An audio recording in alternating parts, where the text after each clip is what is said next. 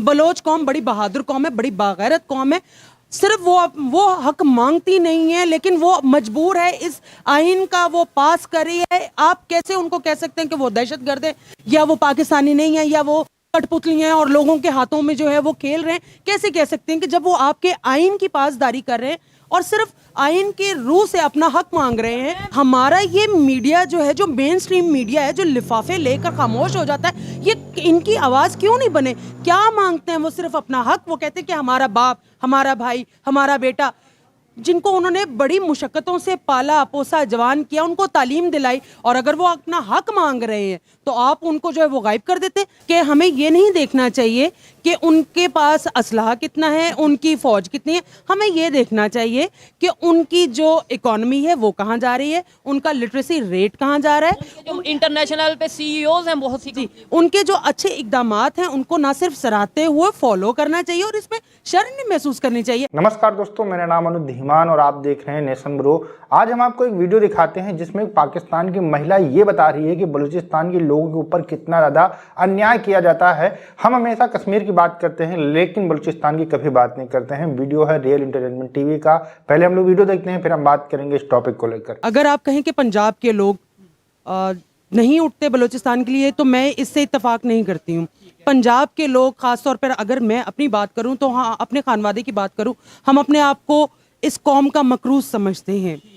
बलोची कौम हो, भले पख्तून कौम हो, हम खुद को इनका मकरूज समझते हैं कि हम मकरूज है। हम इनकी खातिर वो चीज़ें नहीं कर पाते जो इन लोगों ने हमारे लिए की हैं। बहुत कुर्बानी दी बलोचिस्तान। बिल्कुल। सबसे बड़ी बात यह है कि हमें अभी अकल के जो है वो होश के नाखून ले लेने चाहिए, क्योंकि देखिए सन 1971 में आपने मशरकी बंगाल को जो है वो गवा दिया। तब जालिब साहब ने लिखा था कि मोहब्बत गोलियों से बो रहे हो, वतन का चेहरा खून से धो रहे हो, गुमा तुमको के रास्ता कट रहा है, यकीन मुझको के मंजिल खो रहे हो। और आप देखें उस वक्त हमने आधा पाकिस्तान गवा दिया। आज बलूचिस्तान के साथ भी वही तमाम मामलात और वही हालात का सामना है। अभी हमें उठकर खड़ा होना होगा और उनके हकूक की जंग अपनी हक की जंग समझकर लड़नी होगी, तभी हम उनका जो है वो हक अदा कर सकते हैं।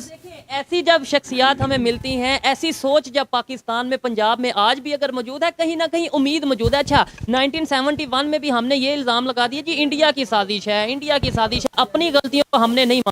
आज भी बलूचिस्तान के अंदर भी हम इंडिया जो सा वो ये कर रहा है, वो कर रहा है। हबीब जालिब साहब को इंडिया से बहुत से लोग सुनते थे। मैं ये समझता हूँ वहां पे बहुत फैन फॉलोइंग है, क्योंकि वो हमेशा सच की बात करते थे। उन्होंने कभी नहीं कहा कि इंडिया ये कर रहा है, उन्होंने तो ये कहा हम खुद कर रहे हैं। देखिए जी, सबसे बड़ी बात ये कि हबीब जालिब साहब ने कभी, मैं ये बात आपके चैनल के तवज्जुद से, ये जो मिसकंसेप्शन है इसको क्लियर करना चाहूँगी कि जालिब साहब ने कभी किसी इदारे की मुखालफत नहीं की थी। उनकी मुखालफत थी अगर फौज के साथ तो इसी बात पर थी कि सरहदों पर अमन हो और आप अपनी अपनी बैरकों में वापस जाएं।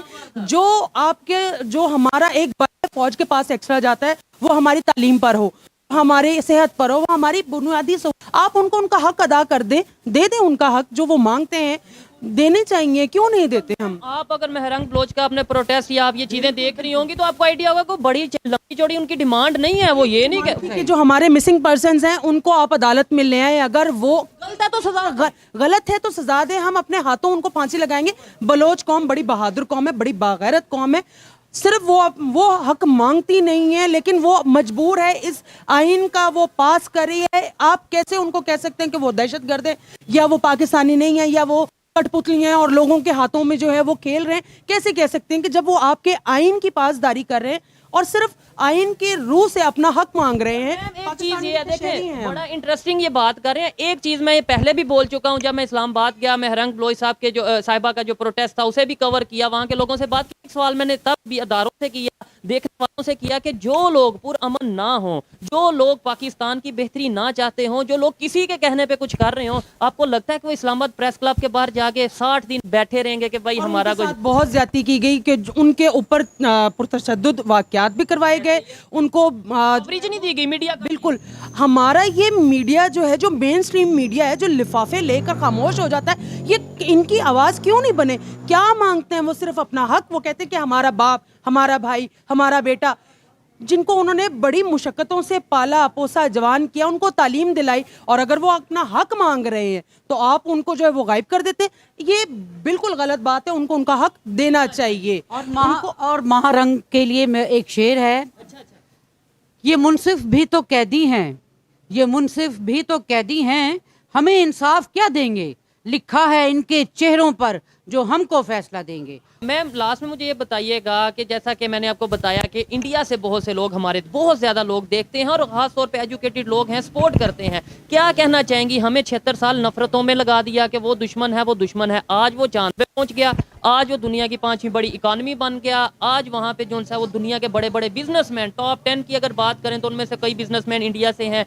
हमें मुकाबला करना चाहिए वो एजुकेशन में, टेक्नोलॉजी में, आईटी में, हेल्थ में, या फिर जंगों में, दुश्मनियों में इंडिया के साथ? बिल्कुल सोहेब, आपने अपनी तमाम बात का जवाब खुद ही दे दिया है। मैं आपकी बात को बिल्कुल इंडोर्स करूंगी कि हमें ये नहीं देखना चाहिए कि उनके पास असलहा कितना है, उनकी फौज कितनी है। हमें ये देखना चाहिए कि उनकी जो इकोनॉमी है वो कहाँ जा रही है, उनका लिटरेसी रेट कहाँ जा रहा है। जो इंटरनेशनल पे सीईओज हैं बहुत सी, उनके जो अच्छे इकदामात हैं उनको ना सिर्फ सराहते हुए फॉलो करना चाहिए और इसमें शर्म नहीं महसूस करनी चाहिए। आप सुपर पावर को फॉलो कर लेंगे, आप उसमें कोई शर्म नहीं महसूस करेंगे। हजारों साल हम रहे हैं, मतलब हमारी हिस्ट्री तो उन्हीं के साथ है ना। ये हमें 70-76 साल हुए लैदा हुए, तो हम वो आप, मैं कहना वो ही चाहूंगी कि आपका कल्चर वो है, आपका जबान वो है, आप नफरतें और मोहब्बतें वो है, तो ऐसे उनको जो है वो इनकार कर सकते हैं। हम एक हैं। आप यहाँ से जाएं, अगर आप पंजाब चले जाएं, आपको नहीं महसूस होगा कि आप लाहौर में फिर रहे हैं या इंडिया में फिर रहे हैं। तो ये लकीरें जो हैं ये उन सरमायादारों की, इन ठेकेदारों की, चाहे वो मजहब के हैं चाहे वो सियासत के हैं, ये उनकी खींची, हमारे और उनके दिल दूर नहीं है। और हम यही चाहते हैं कि मोहब्बत और भाईचारा और अमन कायम रहे। हम जिस खानवादे से रखते हैं, जिस लेगेसी को लेकर चल रहे हैं, उन्होंने हमेशा अमन की बात की, उन्होंने हमेशा मोहब्बत की बात की। आपका बहुत शुक्रिया। आप जितनी भी ये मैम ने बातें की, आप इनकी बातों से कितना एग्री या डिसएग्री करते हैं, ये कमेंट में जरूर बताइएगा। और लास्ट में मैं ये पूछना चाहूंगा, मैम मुझे ये बताइए, जो बातें आपने की हैं, जो आपने की हैं, या जो कोशिश हम कर रहे हैं कि यार रिलेशन बेहतर हो जाए, आईटी हेल्थ के ऊपर बात की जाए, एजुकेशन के ऊपर बात की जाए, ये मजहब के नाम पे नफरतें खत्म की जाए, वुमेन एम्पावरमेंट के ऊपर बात की जाए, आपको लगता है कि ये चीजें मेन स्ट्रीम मीडिया पे आएंगी, या मतलब मेन स्ट्रीम मीडिया को इसको कवर करना चाहिए? हमारी जो पाकिस्तान की आम पब्लिक है, यकीन माने 1 मिनट में मजहब के नाम पे जो है ना एक दूसरे को हो जाते हैं, एक्सप्लॉइट हो जाते हैं। सोच कैसे बदले? देखें सोहेब, ये हमारी अपनी जिम्मेदारी है। ये हम किसी की तरफ देखना जब बंद करेंगे तब ये जिम्मेदारी पैदा होगी, आपके अंदर ये एहसास पैदा होगा। ये जिम्मेदारी आपकी है, ये जिम्मेदारी हर इंडिविजुअल की है, मेरी है, इनकी है।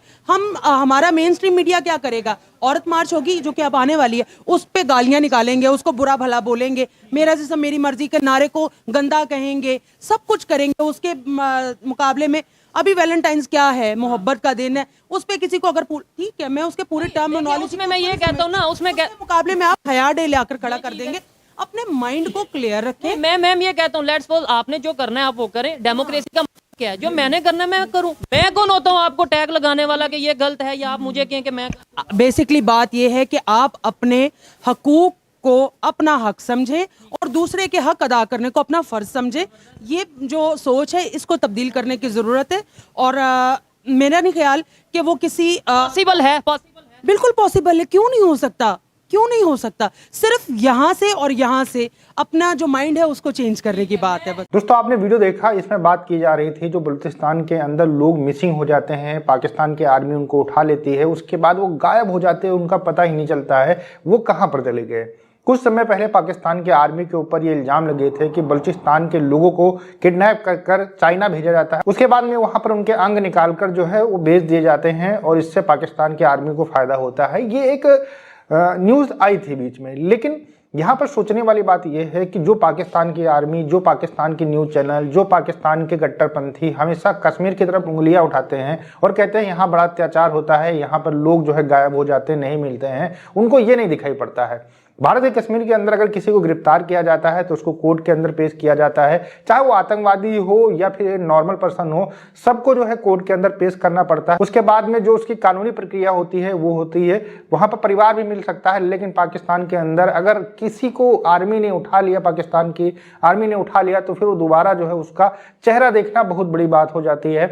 बहुत सारे लोग महरंग बलोच के साथ में इस समय उनकी राजधानी के अंदर मौजूद है और लगातार प्रदर्शन कर रहे हैं कि जो हमारे घर के लोग हैं इनसे हमें एक बार मिलने दीजिए, कहां पर हैं ये हमें बता दीजिए। लेकिन कोई भी पाकिस्तान का व्यक्ति इस चीज के ऊपर बात करने के लिए तैयार नहीं है और पाकिस्तान की आर्मी जो है ये बताने के लिए तैयार नहीं है कि वो लोग कहां पर हैं। ये दोगला चेहरा है पाकिस्तानियों का। आपका क्या कहना है हमें कमेंट सेक्शन में जरूर बताइएगा। मिलते हैं नए वीडियो के साथ। नमस्कार, धन्यवाद, जय हिंद, जय भारत।